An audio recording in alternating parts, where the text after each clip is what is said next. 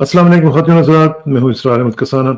बड़ी important developments चल रही हैं और ख़ास तौर पे जो एक आपने देखा होगा कि वो नन्ना अम्मार जो था, उसने तो पूरी दुनिया में जितने भी लोगों ने सुना है उनको हिला के रख दिया। दिल ख़राश वाक़या, यानी जिसके बारे में बात ही नहीं की जा सकती, सिर्फ महसूस किया जा सकता है। लेकिन महसूस तो वो करें ना जिनके अंदर अल्लाह ताला ने एहसास की दौलत उनको दी हुई हो। जिनके अंदर एहसास है ही नहीं, उनको बंदा क्या कह सकता है? कुछ भी नहीं कह सकता। उनके लिए दुआ की जा सकती है कि अल्लाह ताला उनको हिदायत दे। ये भी ज़रा बात करेंगे। साथ-साथ नवाज़ शरीफ साहब की वापसी के हवाले से सुना है कि मामला जो है वो काफ़ी आगे बढ़ रहे हैं। वो किस लिए आ रहे हैं? क्या वाक़तन वज़ीर-ए-आज़म बनने के लिए आ रहे हैं या किसी और काम के लिए आ रहे हैं? ये सब चीज़ें चल रही हैं। बड़ी अजीब-सी बातें वो साथ-साथ कह रहे हैं कि इंतकाम भी लेंगे और साथ कहते हैं मैं मुंतकिम मिज़ाज भी नहीं हूँ। वो भी चीज़ें चल रही हैं। साथ-साथ हम देख रहे हैं कि बिलावल भुट्टो ज़रदारी साहब जो हैं, वो लेवल प्लेइंग फील्ड की बात कर रहे हैं और कमाल हो गया कि ज़रदारी साहब कुछ कह रहे हैं, वो कुछ कह रहे हैं और नून लीग कुछ कह रही है। और साथ-साथ आखिर में अगर टाइम मिला तो कनाडा और इंडिया की जो टिफ़ चल रही है इस वक़्त, आपस में उनके ताल्लुकात में काफ़ी सरदमेहरी आई हुई है, उसकी भी ज़रा बात करेंगे। इन तमाम उमूर पे गुफ्तगू करने के लिए हमारे साथ मौजूद हैं सीनियर सहाफ़ी हमारे दोस्त जनाब सलमान आबिद भाई। सलमान भाई, अस्सलाम वालेकुम जी। वालेकुम अस्सलाम। इसरार भाई कैसे हैं आप? अल्लाह का शुक्र जी। आपको देख के ज़रा तसल्ली हो जाती है कि पाकिस्तान के हालात जो हैं उनके ऊपर कम से कम एक अच्छा साहिबुर राय जो शख्स है वो हमारे साथ बात करता है। बहुत-बहुत शुक्रिया। अच्छा, सबसे पहले तो मैं आपसे गुज़ारिश करूँगा कि मुझे ज़रा थोड़ा-सा किसी भी तरीके से इसको कोई जस्टिफ़ाई कर सकता है जिस तरह ये नन्ना अम्मार जो है वो इस दुनिया से चला गया और जिस तरीके से ये सारा कुछ हैंडल किया गया, पहले उसकी डेथ से पहले और फिर इवन जनाज़े पे भी जो हमने हाई हैंडेडनेस देखी है, जो हमने बेहिसी देखी है, इसको किस तरह डिस्क्राइब किया जा सकता है जी प्लीज? देखिए इसरार साहब, जब रियासती सतह पर कोई बेहिसी मजमूई तौर पे तारी हो ना जी, तो आपको इस तरह के बेशुमार वाकयात देखने को मिलते हैं। 9 मई का सानिया जो है वो एक बड़ा बुरा सानिया था। मैं उसकी जाती तौर पर हिमायत नहीं करता जिस अंदाज से पीटीआई ने उस सारे मामले को लीड किया था, लेकिन इसका मतलब ये नहीं है कि हम सानिया 9 मई को बुनियाद बनाकर बुनियादी इंसानी हकूक की खिलाफ वर्जियां भी करें और इस अंदाज की खिलाफ वर्जियां करें कि बंदा हैरान और परेशान हो जाता है। यानी आप अंदाजा लगाइए ना, ये तो अभी एक मासूम बच्चे का वाकया है। इस तरह के कई वाकयात हैं जहां लोग जो है वो बाप की शक्ल में, भाई की शक्ल में, बेटे की शक्ल में, माँ की शक्ल में, बहनों की शक्ल में वो इस वक्त जेलों में मौजूद है। और दिलचस्प बात यह है कि उनका चालान नहीं पेश किया जा रहा।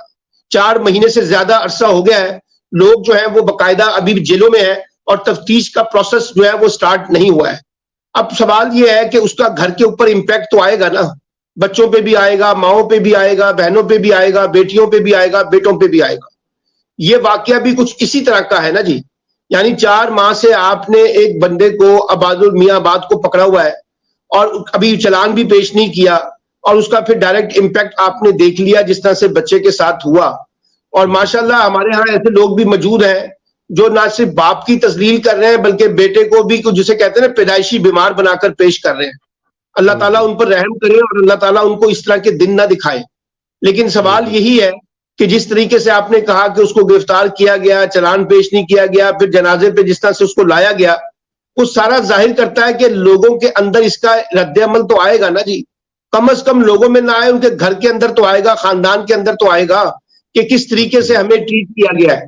तो मैं ये ज़ाती तौर पे समझता हूं, अब ये जो मौजूदा चीफ जस्टिस साहब आए हैं जिनके बारे में कहा जा रहा है कि बहुत बड़ा इनकलाबी कदम हो गया है, तो फिर अब चीफ जस्टिस साहब को जरा एक सो मोटो ले लेना चाहिए मुशावरत के साथ अपने बाकी 2 पैनलिस्ट के साथ, और जरा ये देखें कि जितने लोग गिरफ्तार हैं क्या वजह है कि 4 माह से इनके चालान पेश नहीं किए जा रहे।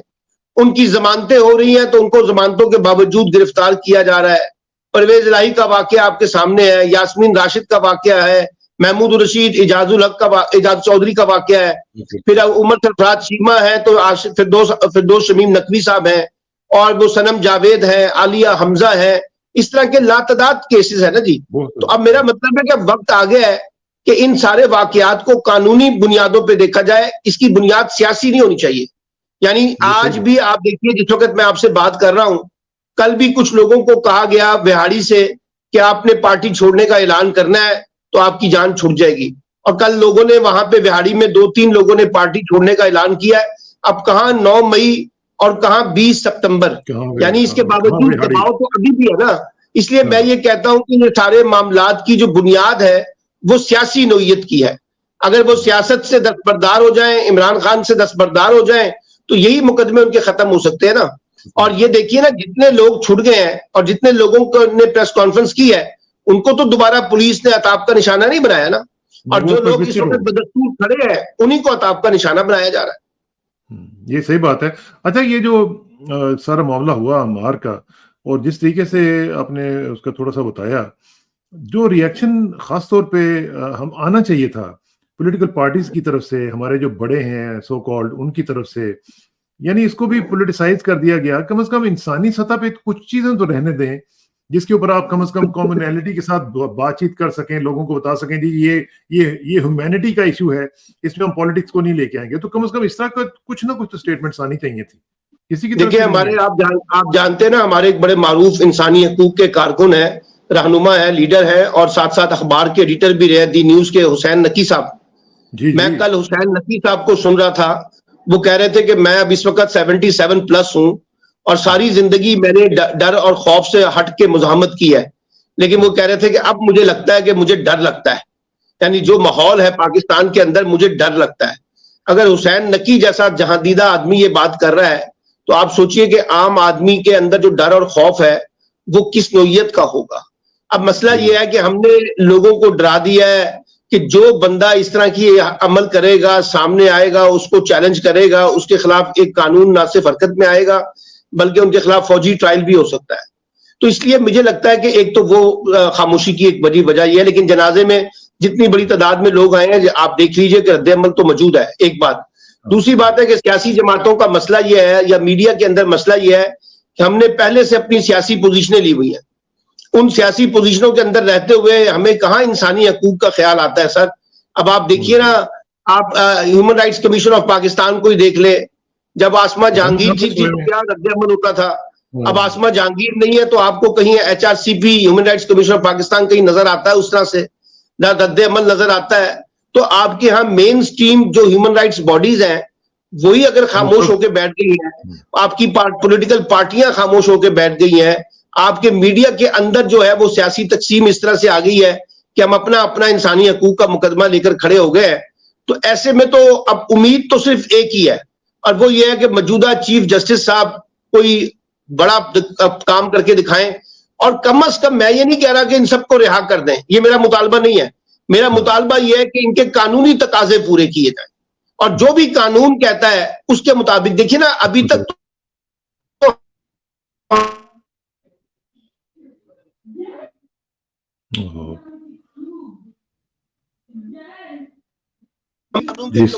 ایویڈنس کیا ہے, اور جب تک آپ ان کے ایویڈنس نہیں کریں, معاملہ جو ہے چیف جسٹس کے اوپر سب سے زیادہ انحصار کیا جا رہا ہے. دیکھنا ہے کہ وہ کوئی بڑا کلیدی کردار ادا کرتے ہیں, غیر معمولی سٹیپ اٹھاتے ہیں یا نہیں اٹھاتے. یا جو چودھری پرویز رائی صاحب کے ساتھ ہو رہا ہے وہ آپ نے دیکھ لیا ہے کہ مسلسل ماشاءاللہ عالمی ریکارڈ قائم کر دیا ہے, انہوں نے ضمانتیں لینے کا بھی اور گرفتاریاں دینے کا بھی. لیکن دیکھیں, نئے چیف جسٹس صاحب جو ہیں انہوں نے بھی عالمی ریکارڈ تو قائم کر دیا آتے ہی. ایک تو انہوں نے کہہ دیا کہ جناب میں کوئی پروٹوکول نہیں لوں گا, میں گاڑی اپنی جو ہے پرانی ٹویوٹا والی وہ استعمال کروں گا. پھر انہوں نے یہ بھی کہہ دیا کہ میں جناب لائیو ٹیلی کاسٹ کرواؤں گا. اور پھر انہوں نے یہ بھی کہہ دیا کہ جناب آپ بس جو بھی بات ہے وہ دنیا کے سامنے آنی چاہیے, اور میں انصاف کے تقاضے پورے کروں گا. تو وہ ریکارڈ تو وہ بناتے چلے جا رہے ہیں, اور امید ہے کہ ہمیں تو خوشی ہے. اب مجھے یقین ہے کہ جو سائفر والا معاملہ ہے اس کی بھی پروسیڈنگ جو ہے وہ لائیو ہوگی, اور اس میں بھی سب کو فریقین کو موقع دیا جائے گا کہ وہ آ کے اپنا مقدمہ پیش کریں. اور یہ جو عمران خان کا مطالبہ تھا کہ جناب آپ سائفر کے معاملے کو لائیو نشریات میں لے کے جائیں, میں اور میری جو ہم اس کو فیس کریں گے, تو اب دیکھتے ہیں کہ وہ اس کو بھی لائیو لے کے جاتے ہیں یا نہیں لے کے جاتے. دوسری بات دیکھیے, ہمیں اس وقت آپٹکس نہیں چاہیے, ہمیں ایکشن چاہیے. ایکشن یہ ہے کہ آپ پاکستان کی جو جوڈیشری ہے اس کی کریڈیبلٹی کو اسٹیبلش کریں, اس کی لیجیٹیمیسی کو اسٹیبلش کریں, اس کے اندر جوڈیشل ریفارمز کریں, ججوں کی تقرری کا جو طریقہ کار ہے اس کو تبدیل کریں, سپریم جوڈیشل کونسل میں جو ججوں کی اکاؤنٹیبلٹی کا نظام ہے اس کو ٹرانسپیرنٹ کریں, جو معاملات میں تاخیری ہے اس کو ختم کریں, جو ججوں کے اندر ہمیں تقسیم نظر آ رہی ہے, گروپ بندی ہے, اس کو تقسیم کریں. آپ نے دیکھا اس دن لائیو نشریات میں بھی جو ٹرانسمیشن جو مقدمہ چلا اس میں بھی ہمیں جوڈیشری کے اندر تقسیم نظر آئی ہے. ایک اچھے خاصے ججز کی تعداد ایک طرف ہے, ایک طرف اس طرف سے ہے, اور یہی وجہ ہے کہ جس وقت وہ سوالات اس طرح سے آئے تو پھر اس معاملے کو فوری طور پہ فیصلہ کرنے کی بجائے جو کہا گیا تھا کہ شاید آج ہی فیصلہ سنا دیا جائے گا, اس کو 3 اکتوبر تک آگے دیکھے گئے ہیں, اور 2 ججز جو ابھی مسنگ ہیں ہم پہلے ان کو لایا جائے گا. تو میرا مطلب ہے کہ ہم تو چیف جسٹس سے ایکسپیکٹ کرتے ہیں کوئی بڑا کام کر کے دکھائیں. یہ جو انتخابات نہیں ہو رہے, انتخابات کی تاریخ نہیں آ رہی, اس کے بارے میں کوئی بڑا فیصلہ کر کے دکھائیں. تو دیکھتے ہیں کہ چیف جسٹس صاحب جو ہے وہ ایک روایتی چیف جسٹس ثابت ہوتے ہیں یا جسٹس ثاقب نثار اور جسٹس افتخار چودھری کی طرح جوڈیشل ایکٹیویزم کا شکار ہوتے ہیں. کیونکہ ماشاءاللہ ان کے گرد جو 8-10 جرنلسٹ ہیں نا جی, وہ انشاءاللہ ان کو جوڈیشل ایکٹیویزم کی طرف لے کے جائیں گے, اور ان کو بھی شوق ہے کہ شاید اس طرح کی چیزیں ہوں جس میں خبریں زیادہ بنتی ہوں. تو مجھے تو امید ہے اللہ تعالیٰ جو ہے ان کو نے اگر ایک موقع ان کو دیا ہے تو وہ کوئی غیر معمولی اقدامات کے ذریعے ہماری جوڈیشری کا قد کاٹ جو ہے ایک پازیٹیو کانٹیکسٹ میں بلڈ کر دیں, اور جتنے بھی معاملات اس وقت زیر التوا ہیں ان کو کوئی لائن آف کریکشن دے دے, لائن آف ڈائریکشن دے دے کہ اس کو کانسٹیٹیوشنل فریم ورک میں اور لیگل فریم ورک میں ڈیل کیا جائے, نہ کہ اس کو پولیٹیکل کانٹیکسٹ میں. اور یہ جو ججز کی اپائنٹمنٹ میں ہوتا تھا نا جی, ایک بار کونسل اپنا مرضی کا جج, ایک سپریم کورٹ بار اپنی مرضی کا, ججز اپنی مرضی کے, تو یہ ٹوٹنا چاہیے نا سلسلہ. اب میرٹ کے اوپر لائیں اور اب دیکھتے ہیں کہ کس حد تک یہ چیزیں آگے چلتی ہیں. یہ بات درست ہے آپ کی, کیونکہ جو لوگوں سے میری بات ہو رہی ہے اس میں سب لوگ یہی دعائیں کر رہے ہیں کہ یا اللہ جس طریقے سے بھی ہو جائے, قاضی فائز عیسیٰ صاحب آگے ہیں تو ہمیں کم از کم انصاف کے کچھ تقاضے جو ہیں وہ پورے ہوتے ہوئے نظر آ جائیں. میری ان سے گزارش ہوگی کہ جو ہمارا اس وقت 140واں نمبر ہے, کم از کم ایک نمبر آپ کی وجہ سے اگر ہم نیچے آ جاتے ہیں اور ہماری حالت بہتر ہو جاتی ہے تو یہ بھی بہت بڑی اچیومنٹ ہوگی. جی جی بالکل آپ صحیح کہہ رہے ہیں. اور یہ دیکھیے, یہ میں اس لیے کہہ رہا ہوں کہ اگر اتنی ہوپ کریٹ کر کے بھی اگر کچھ نہ ہو سکا تو یہ بھی بدقسمتی ہوگی نا. بات تو یہ ہے کہ اب ہم سب کو بڑی ایکسپیکٹیشن ہے ان کے ساتھ, جس طرح سے ان کا قد کاٹ بڑا ہے, تو اب اس کا فائدہ بھی تو ہونا چاہیے نا پاکستان کے جوڈیشل سسٹم کو, پاکستان اسٹیٹ سسٹم کو, پاکستان کے لوگوں کو. اور ریلیف یعنی کہ وہ دعویٰ نہ کریں کہ ہم ریلیف دے رہے ہیں, بلکہ وہ اس طرح سے اس کو لے کے چلیں کہ لوگوں کو نظر آئے, واضح طور پہ شفاف طریقے سے انصاف ہوتا ہوا نظر آئے, اور اس میں پولیٹیکل ریفلیکشن نہ آئے. یہ جو ایک تاثر آ گیا نا, ہماری مرضی کا جج آ گیا ہے ماشاءاللہ, ایک سیاسی جماعت نے اس وقت جھنڈا اٹھایا ہوا ہے اور یہ ثابت کرنے کی کوشش کر رہی ہے کہ ہمارا جج ہے اور ان کے آنے سے جو ہے نا وہ ہمیں بڑا ریلیف ملنے والا ہے. تو یہ بھی چیف جسٹس کے اوپر ایک بڑی بھاری ذمہ داری ہے کہ وہ اپنے آپ کو ڈسٹینس رکھیں پولیٹیکل فورسز کے ساتھ, اور اپنے آپ کو میڈیا کے ساتھ بھی, یہ جو خاص طور پہ میڈیا کے اندر لوگ جو ہے جن کی پولیٹیکل پوزیشنز ہیں ان سے بھی وہ ڈسٹینس رکھیں, اور اپنے آپ کو بس کانسٹیٹیوشنل لا کے فریم ورک پہ دیکھیں. ادروائز یہی لوگ ان کو خراب کریں گے, چاہے وہ پولیٹیکل پارٹی کی شکل میں ہو اور چاہے وہ میڈیا کی شکل میں ہو. یہ بات بالکل ٹھیک آپ نے کہی ہے, اور خاص طور پہ مجھے وہ یاد آ رہا ہے, میں نے بلکہ کل بھی کہا تھا کہ جو امریکن چیف جسٹس ہیں 17ویں اس وقت جو جان رابرٹس ہیں, جب وہ انہوں نے حلف لیا تھا نا سلمان بھائی, تو انہوں نے یہ کہا تھا کہ judging is different from politics. جو انصاف دینا ہے یہ پالیٹکس کے ساتھ کوئی تعلق نہیں ہے. اور مجھے یاد ہے کہ جب صدر بش نے ان سے کہا تھا کہ اوتھ کے بعد میرے ساتھ بیٹھیں, ذرا گپ شپ لگا لیں, چائے کا کپ پی لیں, تو انہوں نے ہاتھ ملانے سے بھی انکار کر دیا تھا, اور ان کے ساتھ بیٹھے بھی نہیں تھے. انہوں نے کہا تھا now I am the chief justice of United States of America. کہ یہی چیز جو ہے, یہی سینٹیمنٹ جو ہے وہ قاضی فائز عیسیٰ صاحب کو بھی سامنے رکھنا چاہیے, اور پالیٹکس سے ابو ہوتے ہوئے جو بھی مطلب جو قانونی تقاضے ہیں ہر کیس کے, اس کے میرٹ کے اوپر ان کو لے کے جائیں, ان کو ڈیسائیڈ کریں گے, تو ہم لوگ ان کو زبردست قسم کے خوش آمدید کہیں گے, ویلکم کہیں گے, اور ان کے فین بنیں گے. جی بالکل, دیکھیں نا, اگر ان کے بارے میں کچھ لوگ کرٹیسائز کرتے رہے ہیں, ان کو بھی اپنی پوزیشن بدلنے کا موقع مل جائے گا نا. وہ بھی کہیں گے کہ نہیں یار یہ بالکل ٹھیک ہے اور بڑا اچھا کام کر رہے ہیں. کیونکہ دیکھیے نا, بات یہ ہے کچھ لوگ ان کو پولیٹیکل ایجنڈے کی طرف انگیج کرنے کی کوشش کریں گے, اور باقاعدہ کانشیسلی کریں گے, میڈیا میں بھی اور پولیٹکس میں بھی. اس لیے ان کو تو زیادہ سیف سائڈ پہ کھیلنا چاہیے, اور یہ تاثر نہیں دینا چاہیے کہ وہ کسی ایک جماعت کے یا کسی ایک گروپ کے یا کسی ایک میڈیا کے کچھ لوگوں کے وہ چیف جسٹس ہیں. وہ پورے پاکستان کے چیف جسٹس ہیں, اور ان کو کانسٹیٹیوشنل فریم ورک میں چیزوں کو رکھ کے اپنے معاملات کو آگے بڑھانا چاہیے. اور اس ٹاپک پہ آخری بات یہ کہ جو 50,000 سے زیادہ کیسز پینڈنگ ہیں, ان کے اوپر بھی خدا کا واسطہ ہے کہ کچھ نہ کچھ عمل کیا جائے. پہلے جو معاملات لٹکے ہوئے ہیں اس کے اوپر بھی وہ توجہ دیں, تاکہ جلدی سے جلدی یہ فیصلے سامنے آئیں. اس کو بلا وجہ پینڈنگ کر کے بھی ہم اپنی کریڈیبلٹی کو اسٹیبلش نہیں کر رہے. یہ صحیح بات. اچھا جی ذرا آ جائیں پالیٹکس کی جو ہماری ہارڈ کور پالیٹکس ہے اس میں نواز شریف صاحب کے حوالے سے خبریں آ رہی ہیں کہ جی ان کی تیاریاں چل رہی ہیں.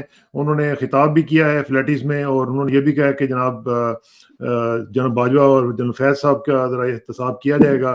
یہ سب چیزیں جو چل رہی ہیں تو اس کا مطلب تو یہ ہے کہ نواز شریف صاحب تشریف لا رہے ہیں اور ان کو کچھ گارنٹیز بھی دے دی گئی ہیں اور ان کو بتا دیا گیا کہ جی آپ تشریف لائیں تو آپ کو ریڈ کارپٹ بھی مل جائے گا اور سب چیزیں ہو جائیں گی.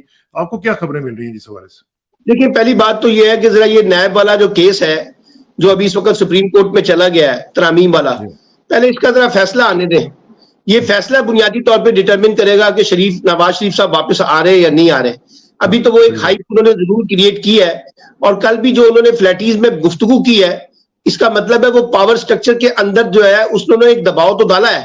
تو مجھے نہیں سمجھ آتی کہ جو ہماری اس وقت کی پاور رولنگ الیٹ ہے ان کے لیے ان کی کس طرح سے ایکسیپٹنس ہوگی, کیونکہ ماضی کا بھی بڑا تلخ تجربہ ہے اسٹیبلشمنٹ کا نواز شریف صاحب کے ساتھ. پھر دوسری بات ہے کہ اگر نواز شریف صاحب آ رہے ہیں تو پھر ہمارے وہ جو معصوم سے پرائم منسٹر ہے شہباز شریف صاحب سابق, جو اپنے آپ کو نیکسٹ پرائم منسٹر بھی ڈکلیئر کر کے بیٹھے ہوئے ہیں, ان کا کیا کریں گے ہم؟ ایک بات. پھر دوسری بات جو ہے میرے لیے تو سب سے اچھی بات یہ ہے کہ نواز شریف صاحب کو پاکستان آنا چاہیے اور آ کر انتخابی مہم میں حصہ لینا چاہیے اور جو بھی قانونی مقدمے ہیں ان کو وہ فیس کریں. مجھے اس پہ بڑی خوشی ہوگی کیونکہ مجھے اس کے اندر ایک ایڈوانٹیج نظر آتا ہے اور وہ ایڈوانٹیج یہ ہے کہ نواز شریف صاحب کی واپسی جو ہے آٹومیٹکلی عمران خان کے لیے سپیس کریٹ کر دے گی. یہ جو لوگوں کا پرسپشن ہے نا جی کہ نواز شریف صاحب واپس آئیں گے, کھلا میدان ان کو مل جائے گا اور عمران خان جو ہے وہ میدان کے اندر نہیں ہوں گے اور ان کو چار دیواری میں قید رکھا جائے گا, میری پولیٹیکل سینس یہ نہیں کہتی. میری پولیٹیکل سینس کہتی ہے پھر ایک پریشر بڑھے گا انٹرنیشنل بھی کہ اگر آپ نے نواز شریف صاحب کے لیے سپیس نکالی ہے تو پھر عمران خان کے لیے بھی سپیس نکالیں. یہ ویسے ہی ہے جیسے بے نظیر بھٹو صاحبہ پاکستان آئی تھی تو پھر سعودی عرب نے کہا تھا کہ اب آپ کو نواز شریف کو بھی سپیس دینا پڑے گا. اس لیے لیول پلینگ فیلڈ کی جو بات, اچھا ایک بڑی انٹرسٹنگ میں آپ کو بتاؤں, یہ جو بلاول بھٹو صاحب لیول پلینگ فیلڈ کا مطالبہ کر رہے ہیں نا اور وہ کہہ رہے ہیں کہ میں نون لیگ سے کہہ رہا ہوں, اصل میں وہ نون لیگ کو نہیں کہہ رہے, وہ اسٹیبلشمنٹ کو کہہ رہے ہیں. اور اسٹیبلشمنٹ کو کہہ رہے ہیں کہ جس طرح سے آپ نے ایک پرسپشن بلڈ کر دیا کہ شاید آپ نون لیگ کے لیے کھڑے ہیں, ہمارے لیے بھی کھڑے ہو. ہمیں کیوں آپ نے بلوچستان سے لوگوں کو پارٹی میں جوائن نہیں کرنے دیا, پنجاب سے لوگوں کو جوائن نہیں کرنے دیا, ہمارے ڈیولپمنٹ پروجیکٹس جو ہیں وہ کیوں روک دیے گئے ہیں سندھ کے اندر, آپ نے فیصل واڈا کو کیوں کھڑا کر دیا ہمارے مخالف اتحاد بنانے کے لیے. تو بنیادی طور پر ان کا مطالبہ اسٹیبلشمنٹ سے ہے. اچھا پی ایم ایل این کا مطالبہ بھی اسٹیبلشمنٹ کے ساتھ ہے کہ نواز شریف صاحب کے لیے تمام ریڈ کارپٹ بچھائے جائیں, رعایتیں دی جائیں. فضل الرحمان صاحب کا بھی مطالبہ اسٹیبلشمنٹ کے ساتھ ہے کہ جناب آپ ہمیں جو ہے نا پی ٹی آئی کے مقابلے میں سپیس دیں کے پی کے اندر. ادھر ایم کیو ایم بھی اسٹیبلشمنٹ سے اپنا حصہ مانگنے کی کوشش کر رہی ہے کہ ہمیں بھی لیول پلینگ فیلڈ دیں. اب ان کی لیول پلینگ فیلڈ یہ نہیں ہے کہ سب کے لیے ایک سازگار ماحول ہو اور جسٹس اور منصفانہ قسم کا نظام ہو انتخابی. تو لیول پلینگ فیلڈ سے ان کی مراد یہ ہے کہ آپ ہمارے لیے اقتدار کے اندر انشور کریں کہ ہمارا حصہ کس طرح سے بنے گا. ایک بات تو یہ ہے. یہ جو آپ کو زرداری میں اور بلاول کے اندر جو نظر آ رہا ہے نا جی, یہ آپ اس کے اندر میں کوئی نورا کشتی نہیں دیکھ رہا. بات یہ ہے کہ وہ زرداری صاحب ایک مفاہمت کے ساتھ چلیں گے, بلاول صاحب اپنی ایک انتخابی کمپین کے لیے اپنے آپ کو فیوچر کانٹیکس میں مزاحمت کی بات بھی کریں گے, وہ مفاہمت کی بات کریں گے. لیکن میں نے آپ کے پہلے پروگرام میں بھی کہا تھا کہ ڈیسائسو پاور آصف علی زرداری ہیں, جو وہ فیصلہ کریں گے اسی کے مطابق چلے گا.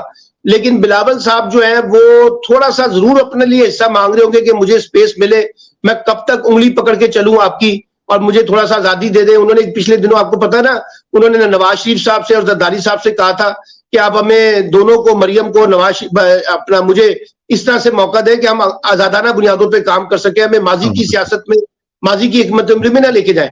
تو اس لیے آپ پیپلز پارٹی میں جو لوگ یہ دیکھ رہے ہیں نا کہ زرداری میں اور بلاول میں کوئی بہت بڑی لڑائی ہے, یہ لڑائی نہیں ہے, یہ بلکہ اسٹریٹجیکلی ایک موو ہے جس کے اندر دو کھیلنے کی وہ کوشش کر رہے ہیں آصف علی زرداری صاحب بلاول کی مدد سے. باقی اس میں دیکھیں نا اب پنجاب میں تو ان کے لیے کوئی بہت بڑا مارجن نہیں ہے, کے پی کے میں بھی کوئی بڑا مارجن نہیں ہے. ان کی تو بڑی سپیس سندھ تھی نا جی, اور وہ بلوچستان کے اندر اپنا حصہ مانگ رہے تھے. اور مجھے تو اس بات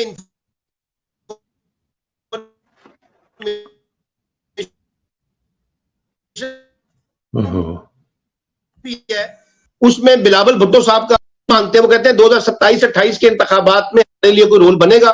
تو آپ بنیادی بات یہ ہے کہ ہماری پوری پالیٹکس جو ہے وہ ساری کی ساری اسٹیبلشمنٹ کے دائرہ کار میں کھڑی ہے اور اسٹیبلشمنٹ سے اپنا حصہ بڑھانے کی جو کوشش ہو رہی ہے, یہ مزاحمتی شکل کو اسی تناظر میں دیکھا جائے تو آپ کو بات سمجھ آ جائے گی. ٹھیک ہے. اچھا اگر ہم یہ مجھے بتائیں کہ یہ جو مزاحمتی سیاست وہ کرنے کی کوشش کر رہے ہیں، اس میں وہ بیسیکلی چاہتے کیا ہیں کہ کم از کم سندھ میں ان کی گورنمنٹ کو انشور کر دیا جائے، یا وہ چاہتے ہیں کہ مرکز میں بھی؟ ان کا بنیادی مطالبہ یہ ہے، ان کا بنیادی مطالبہ یہ تو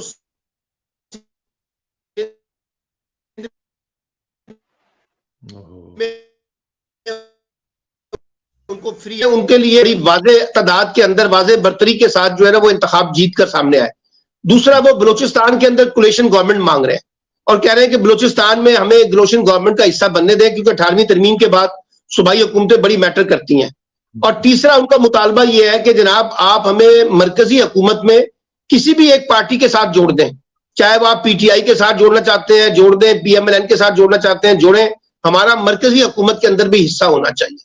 اور چوتھا ان کا مطالبہ یہ ہے کہ یہ جو نیب کی جو تلواریں ہیں نا جی، یہ ختم کی جائیں اور ہمیں اب بغیر کسی خوف کے آگے بڑھنے دیا جائے، کیونکہ مجھے لگتا یہ ہے کسانہ صاحب، یہ جو نیب کی ترامیم واپس ہوئی ہے نا جی، کالعدم قرار دی گئی ہیں، یہ بڑی سوچ سمجھ کے جو ہے نا اپنا جسے کہتے ہیں منظر نامہ سجایا گیا ہے، تاکہ پیپلز پارٹی کو اور پی ایم ایل این کو بھی جو ہے نا ایک کمزور پوزیشن پہ لا کے کھڑا کر دیا جائے۔ اور مجھے نہیں لگتا کہ یہ رول بیک ہوں گی۔ آپ دیکھیے گا، مجھے لگتا ہے کہ آنے والے دنوں میں آپ کو شاید لگے گا کہ نیب کو زیادہ سٹرونگ کیا جا رہا ہے اور یہ جو اکاؤنٹیبلٹی کے پروسیس ہیں یہ بھی شاید آگے بڑھیں۔ لیکن مجھے بس دعا یہ کرنی ہے کہ یہ نہ ہو کہ ہم اسی طرح سے نیب کو استعمال کریں جیسے ماضی کے اندر پولیٹیکل ٹول کے طور پر استعمال کرتے ہیں۔ اس کا کوئی فائدہ نہیں ہوگا، نہ ماضی میں فائدہ ہوا ہے نہ اب ہوا ہے۔ اگر واقعی آپ کوئی سیریس اکاؤنٹیبلٹی کرنا چاہتے ہیں تو پھر وہ بے لاگ ہونی چاہیے، سب کے خلاف ہونی چاہیے۔ یہ نہیں ہو سکتا کہ کوئی لاڈلا ہوگا، کوئی کم لاڈلا ہوگا، کوئی بالکل لاڈلا نہیں ہوگا تو اس کو دیوار کے ساتھ لگا دیں گے۔ یا یہ بھی نہیں ہونا چاہیے کہ پی ٹی آئی کے لوگوں کو کہا جائے کہ آپ کے اوپر نیب کی تلوار لٹک رہی ہے یا آپ کے اوپر فوجی ٹرائل آپ کے اوپر ہو سکتا ہے، تو آپ اپنی پارٹیاں چھوڑ کر جو ہے وہ نئی جماعت میں۔ اب ایک اور نئی جماعت کی بات بھی آ گئی ہے سامنے، آپ نے دیکھا ہوگا، وہ جو حاجی مصطفیٰ نواز کھوکر صاحب ہیں، مفتاح اسماعیل صاحب ہیں، خاقان عباسی صاحب ہیں، رسانی صاحب ہیں، ایک نئی سیاسی جماعت بھی آنے والی ہے سامنے، اور وہ بھی ایک نیا جسے کہتے ہیں نا طوفان مچانے کی کوشش کرے گی۔ اور یہ دیکھیے گا کہ وہ انہی دو جماعتوں کو ریزرویشن ہے، کیونکہ دیکھیے نا پیپلز پارٹی کو اور پی ایم ایل این کو ایک ریزرویشن ہے کہ یہ پنجاب میں اور کے پی کے میں دو نئی سیاسی جماعتیں بنانے کا پیچھے کیا مقصد ہے۔ آپ ان کے مقابلے میں ہمیں سپورٹ کریں، ہماری جماعتوں کو مضبوط کریں، ہمارا اقتدار میں حصہ بنائیں۔ اب تیسری جماعت بھی کریٹ کرنے کی کوشش کی جا رہی ہے، جیسے میں نے کہا کہ یہ نواز کھوکر صاحب اور خاقان عباسی صاحب۔ تو مجھے لگتا ہے کہ ابھی کلیئرٹی آف مائنڈ نہیں ہے کہ ہم نے اگلی جو پولیٹیکل ارینجمنٹ کرنا ہے وہ کس طریقے سے کرنا ہے، اور اسی تناظر میں انتخابات کی طرف بھی جانا ہے۔ اب پتہ نہیں انتخابات بھی ہوتے ہیں یا نہیں ہوتے، اور اگر نہیں ہوتے تو ہمارے موجودہ چیف جسٹس صاحب جو ہیں، جو آئین کی پاسداری کا انہوں نے جھنڈا اٹھایا ہوا ہے، وہ اس کے اوپر کیا ایکشن لیتے ہیں، کیا فیصلہ کرتے ہیں، وہ بھی دیکھنا پڑے گا۔ تو ابھی تو مجھے لگتا یہ ہے کہ پاکستان کی پولیٹیکل کانشیس میں ابہام زیادہ ہے۔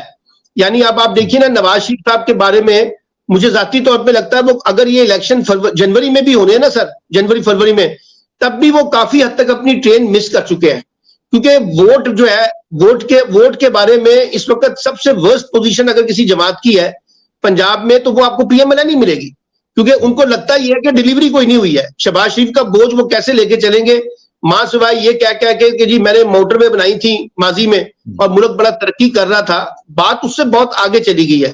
تو مجھے لگتا ہے کہ ان کو بیانیہ کا بھی بڑا مسئلہ ہوگا کہ وہ بیانیہ کیا بنائیں گے، کیونکہ لوگ تو ان کے بیانیے کو ووٹ والا تو بھول گئے نا۔ لیکن سلمان بھائی اس میں ان کو بیانیہ کی ضرورت ہی نہیں ہے نا، جب ان کے لیے کام کیا جا رہا ہے، ان کے لیے راستہ ہموار کیا جا رہا ہے۔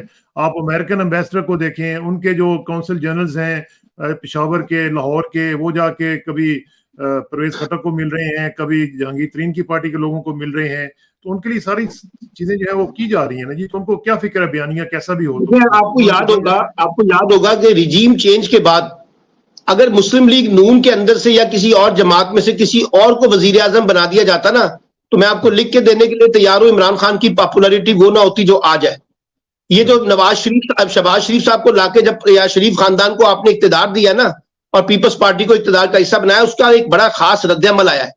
ابھی بھی اگر آپ ایک لاڈلے کی طرح نواز شریف کو لائیں گے اور لال کارپٹ بچھائیں گے اور ان کو اقتدار میں لا کے چوتھی بار وزیر اعظم بنائیں گے، تو آپ کا خیال ہے کہ یہ کوئی 2023 نہیں بلکہ 1970 کا زمانہ ہے۔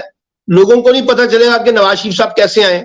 پہلی بات تو میں آپ کو بڑے واضح طور پہ کہتا ہوں کہ اگر نواز شریف صاحب پاکستان آ رہے ہیں تو یہ بچہ جانتا ہے کہ وہ پاکستان بغیر کسی ڈیل کے نہیں آ سکتے, وہ بغیر کسی انڈرسٹینڈنگ کے نہیں آ سکتے. تو ڈیل کس سے کرنی ہے؟ ڈیل تو پھر اسٹیبلشمنٹ سے ہونی ہے نا, زرداری صاحب سے تھوڑی ہونی ہے. تو اسٹیبلشمنٹ کے اوپر تو پہلے ہی کافی جسے کہتے ہیں پریشرز ہیں کہ جناب آپ نے یہ کیا کیا ہے, اور لوگوں کے اندر یہ ریئیکشن ہے کہ جناب اگر ہم نے ملک کو واقعی سنبھالنا ہے تو اس بات کی کیا ضمانت ہے, اور یہ کیا بات ہوئی کہ ہم یہ سنبھالیں گے شریف خاندان یا زرداری خاندان, یعنی ملک سنبھالنے کے لیے پھر ہمارے پاس صرف یہی کنجی رہ جاتی ہے, یعنی کس طرح سے آگے لے کے چلیں گے. تو اس لیے مجھے لگتا ہے ابھی بہت سی ہائپ جو ہے نا وہ ہمارے میڈیا کے دوستوں نے پیدا کی ہوئی ہے شریف خاندان کے بارے میں. وہ اس سے زیادہ کہ اسٹیبلشمنٹ کے اندر سے کچھ چیزیں ریفلیکٹ ہو رہی ہوں, اس سے زیادہ اس وقت میڈیا کے اندر سے لگ رہا ہے کہ جیسے نواز شریف صاحب کا مسئلہ تو حل ہو گیا ہے اور بس وہ آنے والے ہیں, چوتھی بار وزیر اعظم بننے والے ہیں. اور ایک بڑی دلچسپ بات میں آپ کو بتاؤں, اسی میڈیا کے اندر جو ان کے حامی ہیں شریف خاندان کے, آدھے شہباز شریف کو پروموٹ کر رہے ہیں, آدھے نواز شریف صاحب کو پروموٹ کر رہے ہیں. تو دونوں جگہ سے جو ہے نا اپنا حصہ جو ہے نا وہ ماشاءاللہ سیٹل کرنے کی کوشش کرتے ہیں تاکہ کوئی ایک بھائی ناراض نہ ہو جائے. ویسے کیا یہ ممکن ہے کہ نواز شریف صاحب واپس آئیں, ان کو آرام سے جاتی عمرہ میں بٹھا دیا جائے, گپ شپ لگا دی جائے ان کی, اور سلسلہ ان کا چلنا شروع ہو جائے, اور وزیر اعظم بنا دیا جائے شہباز شریف صاحب کو؟ نہیں تو پھر نواز شریف صاحب کو مسئلہ کیا ہے؟ وہ تو لندن میں بیٹھ کے بڑی عیاشی کے ساتھ زندگی گزار رہے ہیں. اگر یہی پیکج ہے جو پیکج آپ بتا رہے ہیں تو نواز شریف صاحب کیوں آئیں گے؟ اور میں آپ کو بتاؤں نواز شریف صاحب کی اس وقت بنیادی اپنے آپ کو کلیئر کرنے کے لیے کہ جناب میں دیکھیں وہ کلیئر ابھی بھی کلیئر ہی ہیں, وہ کون سا پاکستان آ رہے ہیں. مجھے لگتا ہے کہ نواز شریف صاحب کی پالیٹکس اس وقت گزر رہی ہے بنیادی طور پہ مریم نواز کے فیوچر کے کانٹیکس میں. ان کی زیادہ کوشش یہ ہے کہ مریم کے لیے کوئی فیوچر جو ہے وہ سیکیور کیا جائے پاور پالیٹکس کا. وہ اس وقت اس کھیل میں زیادہ دلچسپی رکھتے ہیں بنسبت یہ کہ اپنے آپ کے لیے کوئی لڑائی لڑے اور اپنے لیے کوئی مزاحمت کرے اور اپنے لیے کوئی نئی مشکل پیدا کرے. اس کے لیے وہ ذہنی طور پہ تیار نہیں ہے. وزیر اعلیٰ پنجاب بنا دیں گے نا مریم کو. ہاں تو وہ کہتے ہیں نا, دیکھیں نا اب مجھے آپ بتائیے 90s میں جو فارمولا چلا تھا یا 2000 میں جا کے جی مرکز میں وزیر اعظم نواز شریف صاحب, شہباز شریف صاحب پنجاب میں, اب آپ کہتے ہیں کہ جی آپ 2023 کی پالیٹکس میں وزیر اعظم شہباز شریف ہو اور مریم نواز وزیر اعلیٰ پنجاب ہو. بھائی ایسا کیسے ممکن ہے؟ کیسے چلے گا؟ ووٹ بھی لینے ہیں نا, الیکشن بھی تو لڑنا ہے. اب آپ دیکھیے نا اس وقت اگر کوئی سیاسی جماعت انتخابات سے بھاگ رہی ہے, انتخابات سے دور جانا چاہتی ہے, تو اس کا نام پاکستان مسلم لیگ نون ہے. اگر اتنی ہی پاپولرٹی ہے, اتنی ہی قبولیت ہے, اتنا ہی ووٹ بینک ہے, تو آئیے الیکشن لڑ کے سامنے آئے. آپ صبح مطالبہ کریں کہ جناب الیکشن کروائیں, جیسے پیپلز پارٹی سو کالڈ مطالبہ کر رہی ہے. لیکن مسئلہ سارا یہ ہے کہ ہم چاہتے یہ نہیں ہے کہ ہم عوام کے ووٹوں سے الیکٹ ہو کے آئیں, ہم تو اپنے معاملات اسٹیبلشمنٹ کے ساتھ ڈیل کر کے آنا چاہتے ہیں نا سر.